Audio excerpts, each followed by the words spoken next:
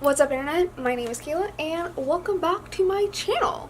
Or welcome to my channel. Hi, my name is Kayla with a C, which I have never mentioned in a video because I just assume that everyone reads and put two and two together. But yeah, I just forget that Kayla is normally spelled with a K. Blame my mother, because that's a really weird story of why she didn't spell my name with a K and not a C.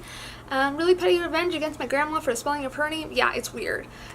But so I never mentioned that, and I'm like thinking, what if people are trying to find me on Instagram and they're putting my name with a K? Oh, that'd be weird. What if I had like 1 million followers? If I just told them how to spell my name? Anyways, okay.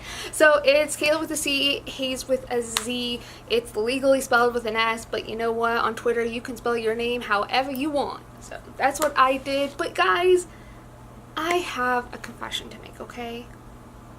I have to get some things off my chest, you know, with all of the huge shitstorm of drama that's happening in our community. I want to just confess my own truths to you guys and admit that there are some cult classic makeup favorites that I have yet to try. Hold on. Move. Hey, it's okay to cross the curtain.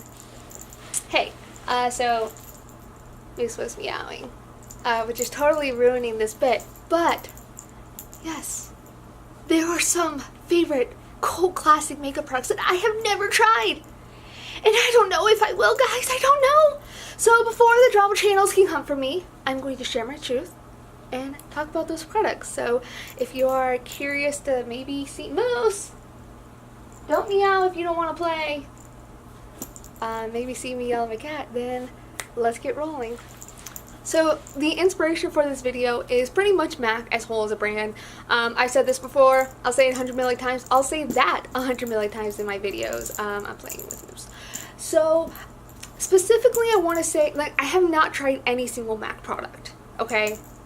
But the thing I want to specifically point out is that I've never tried the MAC Fix and Prime, their setting spray, okay? Now here's the deal. This thing is $26, and what most people talk about it on YouTube for is for wetting your makeup brushes. You are spending $26 to wet your makeup brushes. Not even for like forever. Like, if I could just pay $26 to always have like this amazing setting spray for my brushes, then fine, but it's like $20 that you have to keep repeating purchases on. What? Okay, guys, yes, I use a facial spray to wet my brushes. I use the Mario Badescu stuff, and I don't even... Is it weird that I don't think that wets my brushes very well? I don't know, that's weird. But still, you can buy bougie stuff to wet your makeup brushes with. But don't spend $26, guys. Come on, that's just weird and crazy. Like, no one even talks about using it for setting their face. Like, maybe 1 in every 20 people will mention it for their face, but otherwise it's just for wetting your brushes. Why? Just why? I don't understand. I just don't understand, guys. Notes. Another thing that I must confess that I have never tried is the original Urban Decay Naked Palette. I have never tried this palette. I've swatched it in stores. Of course I have. Everyone's slowly swatched it in stores, but I've never purchased the palette myself. I remember 2 years ago, because it wasn't very long ago, for my birthday, my mom said that she was going to give me enough money to buy a high-end makeup palette. She lives in Kansas City, I lived in Omaha, she wasn't going to be able to come up for my birthday exactly. So I was looking at reviews and options, and I was torn between the Lorac Pro 3, the Too Faced Chocolate Bar palette, and the Urban Decay Naked palette, and I chose the Chocolate Bar palette. That's what I did, and after that I never really cared to try at least the original Urban Decay palette again. I lied for a few months. I did end up buying the Naked Smoky palette. Can't see that. So I did end up buying the Urban Decay Smoky palette, and because before they discontinued it, they had it on sale for like $27, and everyone lost their fucking minds and went and got it. Are you hunting? He's hunting. I think he's hunting. Okay. I gotta make sure he can hunt his toy. Yeah, but so like a month and a half later or something, I ended up buying the Urban Decay Smoky palette because it was like half off, but still, like, I've never tried the OG palette. And next up is the Laura Mercier Translucent Setting Powder. Okay, I have been, like, the product has been in my hand as before. I have almost purchased it. But that $40 price tag though, guys, I can't with that. Okay, Moose, don't step on the cord. I can't with that price tag. $40. And honestly, more than anything, I just want it for the packaging.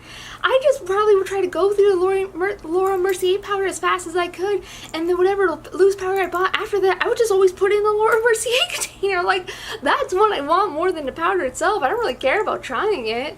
Are you gonna? So, there's that one. Next is the Bare Minerals OG Powder Foundation. I do still want to try their loose powder foundation. I saw Mariah Leonard review it in a video recently. Not review necessarily, she just did a video where she only used powder products, and she was actually pretty stunned by the foundation. And so I am still, like, really want to check it out, but whenever I go to the stores to, like, just really look at it, Bare Minerals shades are very yellow. Like, I am a neutral undertone girl. I am neutral. I don't need that yellow life. I don't need that pink life, but apparently I'm going to have to tell Bare Minerals that I have cool tones, because how else am I going to get something that's not freaking yellow? Next, I have the Hourglass Veil Vanish Stick Foundation. Nope, never tried that one. I want to. It's like the Bare Minerals one. I do want to, but the $46 price tag scares the hell out of me. So, what you gonna do about it? We have then the Benefit Roller Lash Mascara. I was about to buy this maybe 200 times. No, not 200, about 5 times before I went cruelty free.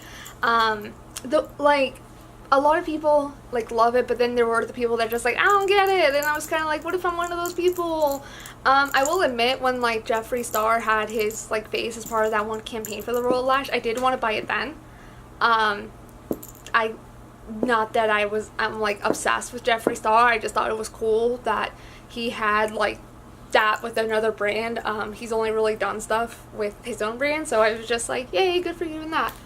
But yeah, I never did, and then it came to the fact that I got a sample of their real mascara, and to this day I can't remember if it was, like, actually a brow gel or a mascara, because it was brown, and I was thinking, why would they give me a brown mascara as a gift sample, or, like, as a sample? I don't know, but I wasn't thrilled about that, so I think that was also why I didn't really go for the Roller Lash ever.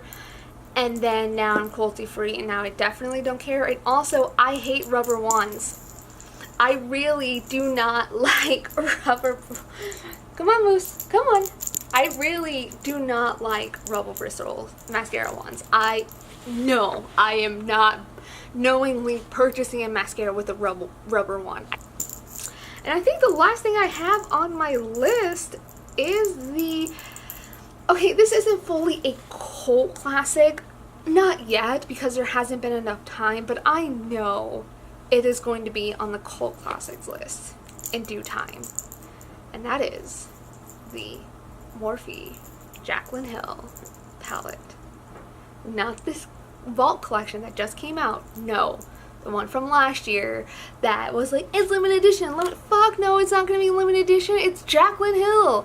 It was like restocked 5 times or something before it was like 3 times before they announced, like, no, it's permanent. And everyone was mad because they were like, they wasted like 20 hours of sleep staying up to make sure they could get the palette. Like, I've never tried it. And what stops me again and again from purchasing the palette is I'm going to have an image should already be up around here of the palette, but there should be another image of it coming out, squaring off the shadows that really draw me in. And what really almost got me for this palette several times was the lower left hand corner. those like two blues, that green and a purple, and then there's kind of like that other green off this side and like the darker green. The Jaclyn Hill palette is one of those things where I walk past every single time, stare at it, and I say no, and I keep walking. It's because of that lower left-hand corner. I love warm tones, okay? I love warm tone palettes. Like, but the biggest thing is what draws me, it's a 35 pan palette, but there's only 4 shadows that really grab me in. And when I swatched those 4, I wasn't in love with them. And for me, that was what finally made me say officially no on the palette, is because it was either the green or the lighter blue shade. And I swatched it and I didn't have like butterflies in my chest or something, where I was just like, oh my gosh. Like, I think if those green, if like that lower quad was like the most crazy pigmented intense shadows, I think I would have dropped the $40 on it, because I know like the other shadows in the palette I would still really like and enjoy. But it's like, if I'm buying this specific palette for 4 shadows and I don't like the quality of those 4 shadows, I'm throwing away $40. And so for me, that's not worth it. So I'm just not. And I know that's probably going to be the hardest thing for all of you guys. That's why I saved it for last. So just thank you guys so much for allowing me to give my truth, get all these things off my chest. And I want to thank you guys so much for watching. Follow me on Instagram and Twitter at Kayla with a C, Hayes with a Z. Subscribe to my channel, give this video a thumbs up, and comment below which product did I mention that you are most disappointed about me not trying. Or like, just as if you just think for a moment, assume that all of the things I mentioned were cruelty free, and you told me like, what product would you say go out and buy this right this minute, or else like I'm gonna give you a bad Yelp review. Tell me what is a cool classic product that you think I should try. And if you have it cruelty free, if it's specifically cruelty free, you know what, maybe I will give it a shot for my channel. So there, I'll start listening to your recommendations. I can finally listen. Thank you guys so much for watching, guys. I hope you have an amazing time, and I'm sorry for the stick distraction. I just have to make sure my little happy kitty is